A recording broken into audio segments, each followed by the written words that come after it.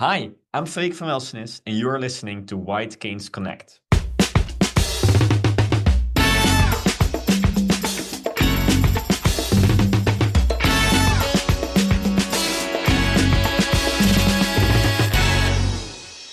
Hey there, PA Federationists. Welcome to another episode of White Canes Connect, presented by the National Federation of the Blind of Pennsylvania.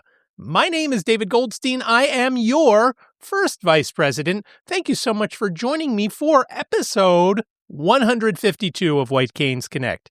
Today, we're going to be talking tech with Freek van Welsenis of Hable. He's going to be telling us about the origins of the company and why he started it.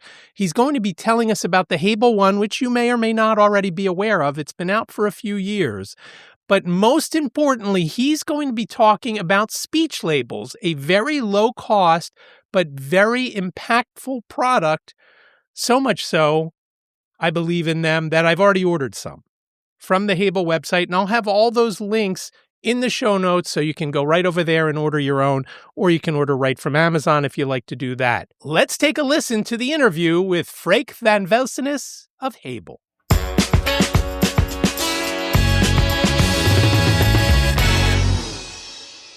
Freek, thank you so much for joining me today. Thank you for having me. Before we get into the new products that you have at Hable, let's go back and start at the beginning. What made you found Hable? What was it that was the impetus of getting the company started? Yeah, so I started Hable already 6 years ago. And this came during a time during I was doing my studies. I'm an industrial engineer with my studies. But I've several family members, several siblings with disabilities, and both my parents work with people with disabilities. So from a super young age, this was something I was really interested in, especially with my siblings, just seeing how they move around life and how certain technology could really help them do a lot more. This was something that always fascinated me. And then during my studies, I learned more about engineering. So we found this problem where a blind grandfather could not work with a smartphone. And we said, hey, maybe we are engineers, maybe we can build something. And this kind of kicked off this whole journey of, hey, if we build something, we need to test it with people who would use it. And then when we test it, we realized it can be a lot better. And kind of out of nowhere, it rolled into being a company and us building the first product. And from there, we realized that there's a lot more things, a lot more problems or things that can be solved. We started from one product to now developing several ones, all from that initial idea. And what was the first product? Yeah, we started with a braille keyboard for the smartphone. It was called the Hable One. And this is now being used, and I think it's over 60 countries. Thousands and thousands of people use it every single day. And it's a braille keyboard to operate your smartphone with.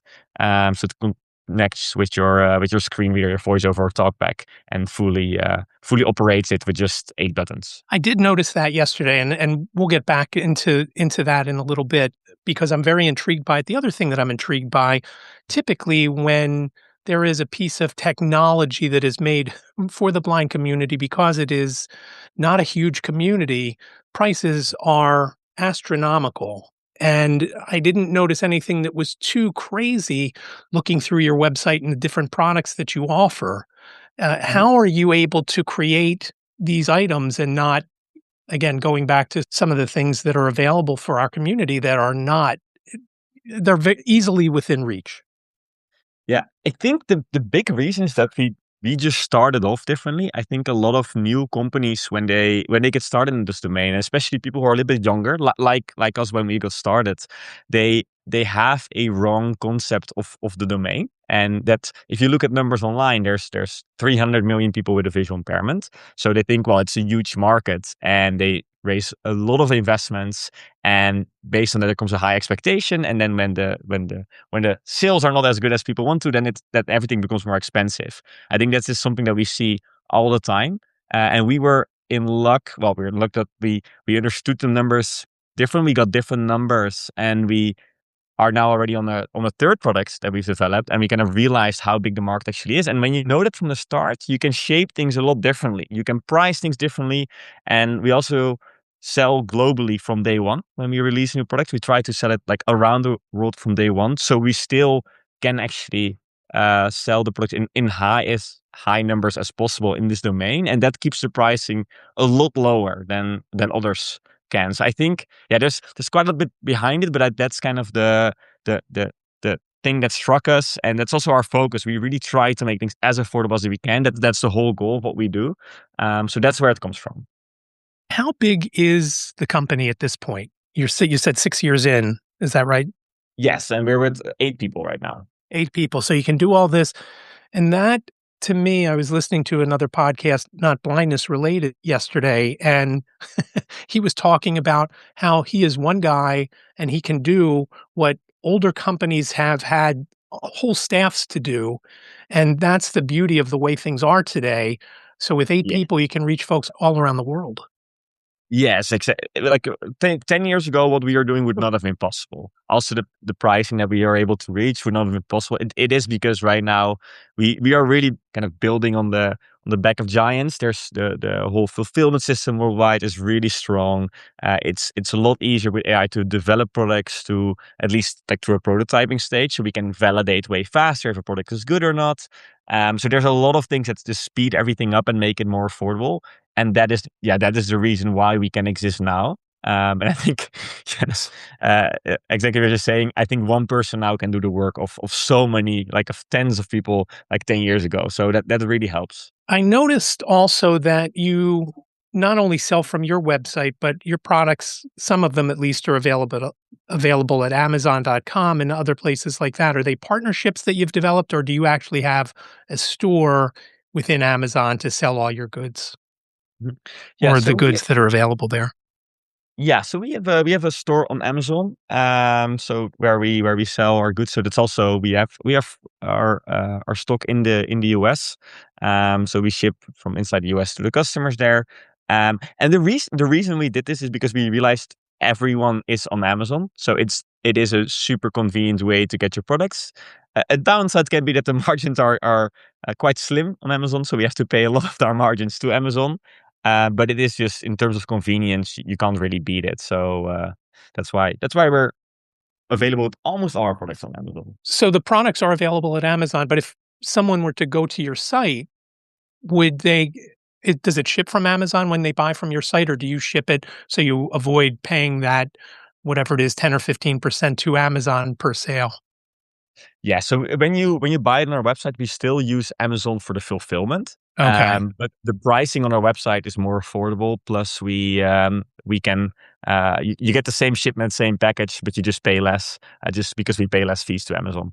Okay. So you're using the fulfilled by Amazon on your site. Okay. Yes. And I guess that makes it easy, especially because you're not in the US. It makes it takes care of some of the logistics. All right. Well, let's talk about the new product that you have that you want to talk about. Why don't you tell us about Speechlabel? Speechlabel is it's a combination of a phone app that is free combined with physical labels. You buy the labels and they link to the app. Um, so what it is the labels that you get. You can attach them to anything. And there's 4 types of labels, which I'll get into. And you attach the labels to anything, and you scan them with your app. You add an audio note or a text note or whatever information you want to add to this label. And the next time I scan this label again, this is the information that shows up. So if it's written information, it shows written information. If you recorded an audio note, it starts playing that audio note when you rescan the label. So essentially, this system is used for labeling things around you. Think of a food like leftovers in a container. Think of your clothes where you want to quickly recognize in the morning which one is the right T-shirt. Anything around you in the house that you want to have labeled or have a note to, that's what you can use Speechlabel for. Um, and how it works is, so the app is already free. It's something you can just download. And what you do is you just pay for the labels. Usually you order the labels, and once you receive them, that's what you will use to scan things or attach to things around you and add a note to it. Then there's 4 labels in total, which has 2 types. So we have labels that are NFC. So that means you just touch them with your phone to scan them. It's just an NFC scanner. And there's labels that use a QR code. It's a little bit different, but it works like a QR code. So you scan them with the camera in the Speechlabel app. Um, And you can kind of decide which one you prefer. The idea is that QR codes is a little bit more affordable. It's a cheaper technology for us to make. But the downside with QR codes is that if you have multiple in the screen, it's hard to scan the right one. NFC is a bit more expensive, but it can be easier to scan because you just tap the code. So that's how you kind of make a distinction between, which labels you can use, but also which one you would prefer. And then for NFC, there's just stickers that you can attach to anything, and there's buttons. And these buttons you can attach to your clothing. So you sew it into your clothes. And that's how you can make your clothes labeled and recognize them quickly by just tapping them with your phone. That's essentially what Speechlabel is. And there's a bunch of features, but that is in the most basic form what it is and how it works. I was curious about the clothing because when I was getting dressed yesterday, I picked a shirt and I thought, oh, this isn't the one that I thought it was when I picked it out of the closet. And I was going primarily by touch, and I knew it was the right line of shirts that I wanted, but it turned out to be colors that I wasn't expecting. And I can just envision, recording the label. Nope, not today. Don't pick this one. As the as the voicemail or as the voice memo for what you're about to pick. But I was curious about how that would work for clothing because of putting it through the wash and so forth. So it's something that gets you sew in somewhere on the garment. Yeah, so you would indeed. So it looks like the buttons for clothing, they look like regular buttons that you sew in, but there's the Okay. NFC chip inside. The reason why we pick buttons, because there is other technology, like you have things that you can iron in, but all those options, after like washing it 20 times, it just doesn't work anymore. Let's get over it. Let's go with the clothes. But with buttons that you sew in, you can wash this hundreds of times. They won't come off. It just works. So that's why we pick the buttons as a technology to use this. And actually, the same goes for the other labels. So we did go with quite high quality labels. All of them can go in the dishwasher. All of them can go in the freezer. All of them can go in the fridge. So it is the labels are there to stick with you. They should last you a very long time. Okay. So again, back to the clothing, where do people, for a shirt, let's say, where do they typically put these buttons? Where do they typically put them in the garment? Yeah, most people especially with t-shirts, do like at the bottom. I don't know how to explain that properly, but like at the bottom, all at the same place. You easily like always know where to check for the button. But if you do it Okay. at the bottom, it falls over your trousers. That way, you don't feel it, so is not something that's annoying, and you just do it on the inside of the shirt. Okay. That's a very typical spot that I know most people put it in. I would not recommend to put it in your collar because that's something you would feel. And could get irritating, right? Yes, exactly. Yeah. So the size of the buttons, I'm thinking now about spices and things like that. And I know there are apps out there that sometimes are helpful with picking a spice out of the jar, out of the cabinet, because using the barcode that's on the item, but because some of the bottles are very small, Mhm. how big are the labels if you wanted to label stuff like that? Yeah, so there for the QR code labels, there's two sizes, and sorry, but I'm from the Netherlands, so I have to quickly look up what it is in inches. Oh, Uh, no, that's okay. I can make the I'm pretty okay, good with so that. okay. So for the buttons, so the clothing buttons, they have a diameter of 2 centimeters. Oh, so okay. Wow, okay. So that's point So, 0.8. yeah, a little And less than an inch, right? 2.54 is an yeah, inch. yeah, and for the QR codes, there's smaller ones and there's bigger ones. The smaller ones are 2 centimeters by 2.2. So again, Okay, around the same size. And the bigger ones, they are a little bit bigger. They are 3 centimeter by 3 centimeter approximately. So they're a okay. little bit big. Yeah, yeah. So, and those would be ones that you might use on a box of cereal or Exactly. a bigger container that's going in your fridge with leftovers or things like that. Exactly. Yes. Yeah. Yeah. We also see a lot of those being, so one of the cool things of the app is that you can select for a label if it's private or public. So if you create a label and you say put it on private, only you can scan it. But if you put it on public, others can also scan it, so they get the same information. And Okay. especially with bigger labels, we see them being used for example, a meeting room at an office or next to a coffee machine for the instructions. So we see these Oh, being used that's more. Hey, awesome. look how this is something that gives you instructions. Boy, so many things that you could do with this Yes, there's a that lot, it's almost there's a it's lot of things. Yeah. We a use case I always like to talk about because I thought it was just so clever is a school in Belgium where they have a lot of kids with low vision, and they have a photo book that they bring out every year about last school year. So now they added, like, they almost like made like a real life alt text. So they added speech labels to all the photos with a description, so they could give a description for all the kids about what was happening on a oh, picture that and is add a bit of a story. wow. Okay. Oh, so, so many uses.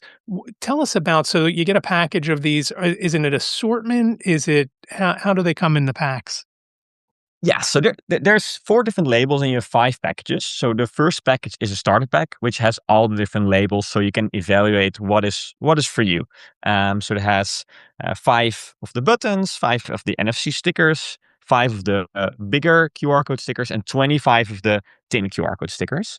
So that's your starter pack. So if you don't really know what's for you, we always recommend to get this. And just for an idea what the cost is, I think it's 21. Yeah, it's $21 for a starter pack like that.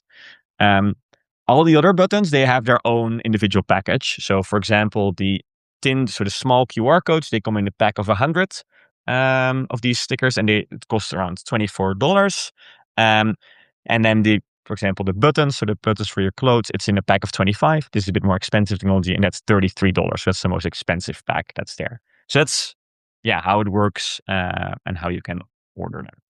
What made you think about doing something like this? Did the technology come and you say, "Hey, we could do something like this"? What was the thinking when you started this? Yeah, it was a combination of reasons. So we, for one, had a developer here in the Netherlands that was working on this solution, and he just kind of got to the starting point, but he didn't realize kind of how to bring it to the next level, really turn it into a product. So it just came on our path. And initially, when I and the team, we validated this product, we were thinking, well, there's now so many apps that use AI, right? Like, why would you need this product? But when we started testing, we do a lot of testing days here, and we do a few days a year where we test all our new ideas. And then when we started testing it, we realized that there's a lot of things where you actually don't want to use AI because you don't want to use the information that's out there. You want to use additional information. Um, so during the testing, we just saw such a positive feedback on this product, and that's why we started to develop it further and got it to this stage, and yeah, bring it to the market, because there were so many ideas. People were like think of leftover foods, right? AI cannot tell you when you made it or what's when it was. Um, think of clothing. A lot of people added information like, "Hey, what are the washing instructions?" AI cannot tell you what the washing instructions are. Like what?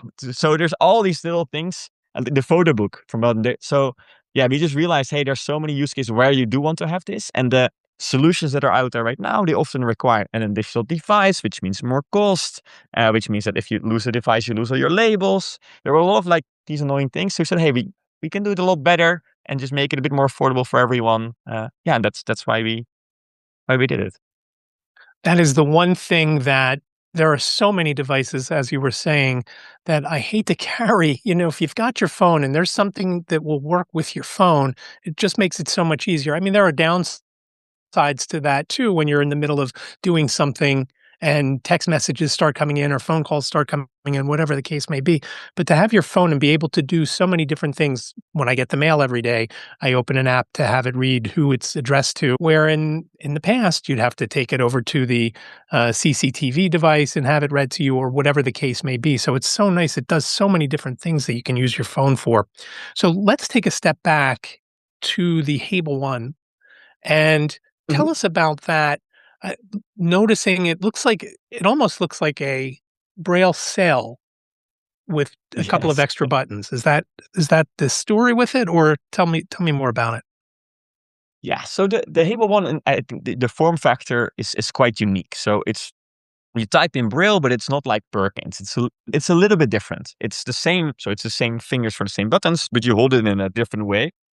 And the best way to imagine the Hable One, if you've never seen it before, is it's like braille typing on the iPhone or Android phone. So like typing on your screen and typing in braille in the screen away mode.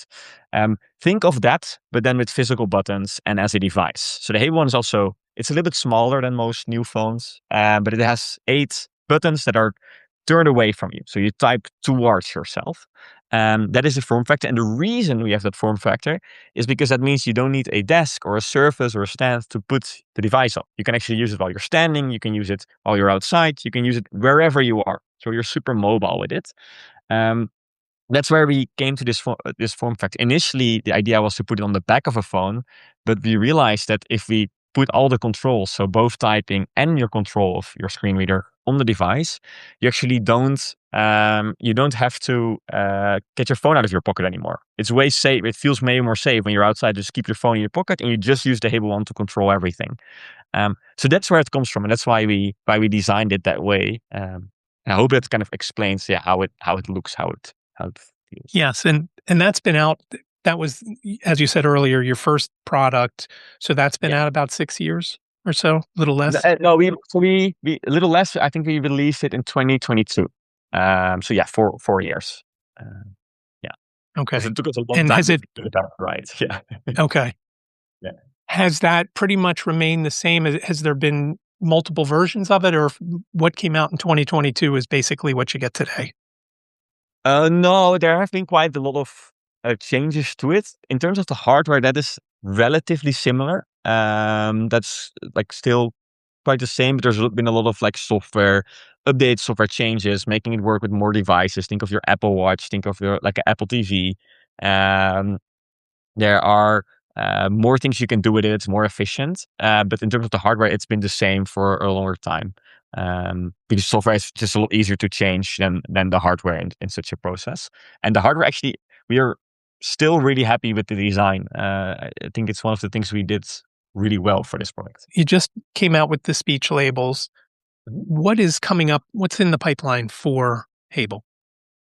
Yeah, I can already say what's next for us. Like one thing I can say as a company, what we're trying to do is really focus and double down on this mission of making affordable assistive technology. Now that is in itself quite a challenge, but that is what we want to focus on as a company. Make assistive tech that's really useful, that's affordable.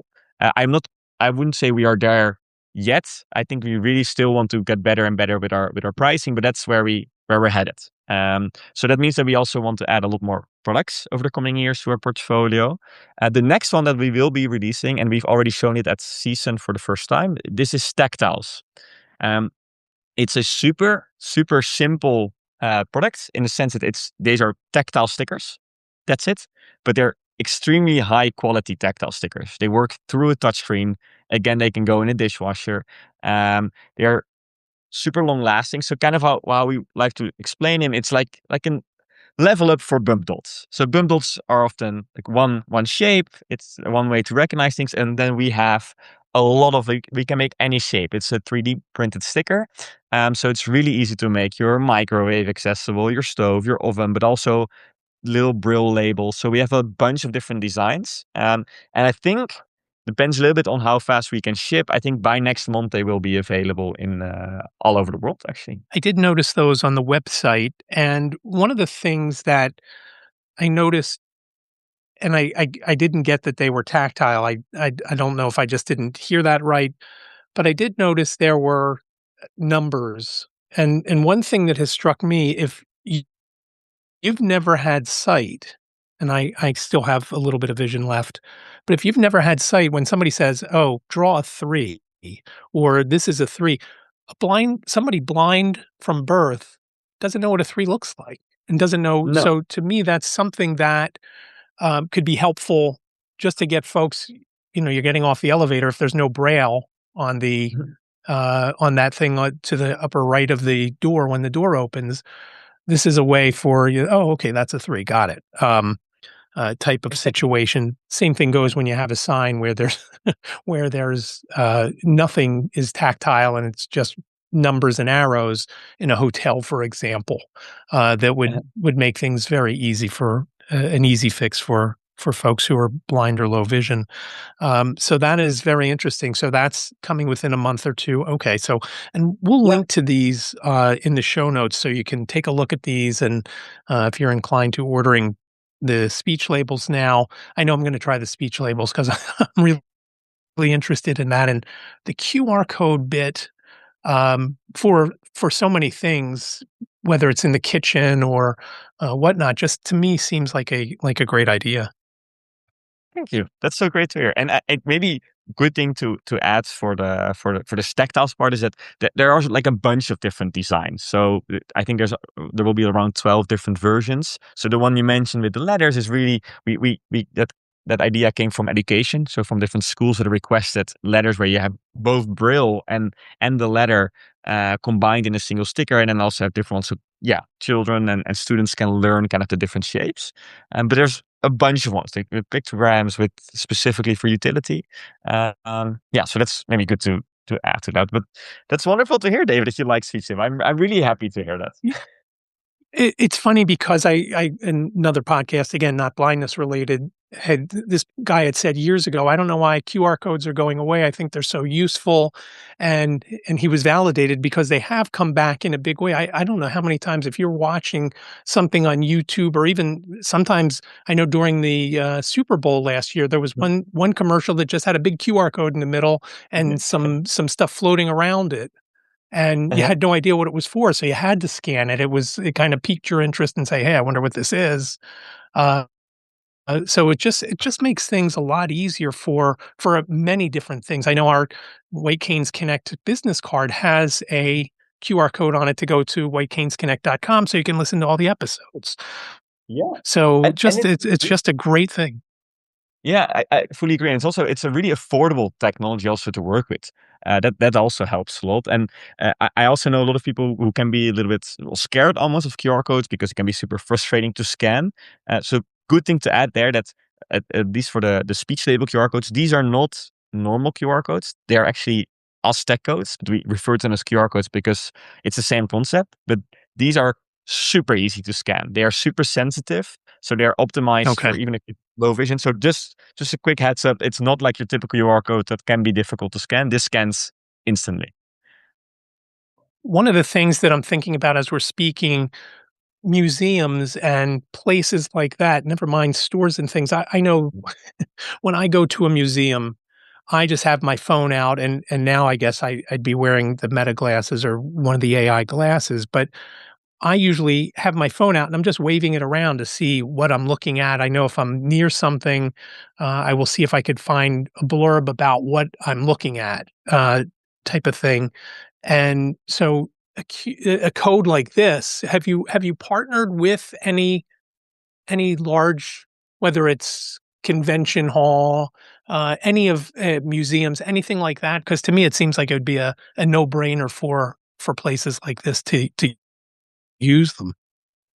Yeah, so we also have ideas to do parts. Right now, we have not started any of that because we figured that we first want to focus on the end user, on the end customer, and focus on that route. So setting everything up that there everything works perfectly. But this is definitely a next step for us. And also as it's like we're getting a lot of new users every single day, and kind of showing, hey, there's already also a huge user base that's working with this helps us in setting up pilots like this to make it a bit more of a standard. So it's definitely in our roadmap to do in one of the next steps. Why don't you tell everyone where they could go to see your products? I know you mentioned Amazon, but why don't you give the website and any kind of social media? Yes, perfect. So you can find everything about Hable on our website, which is imhable.com. And Hable is spelled Hable. If you just Google Hable, you will also find us. There you can find everything about all our products. We are on Instagram, YouTube, TikTok, where we show mostly videos of other users working with our products. So it gives a good sense of how it works and what others think about it. That's where you find anything about us. And if you're using if you're using either your iPhone or a Mac, it does say I am habla like you're speaking Spanish. So that Yes. if you hear that, you've gone to the right place. So Yes. Frank, I really appreciate your time today and keep up the great work with all the great innovation and affordable innovation that you have brought to our community. Thank you so much for joining me today. David, thank you so much for having me. It was a pleasure.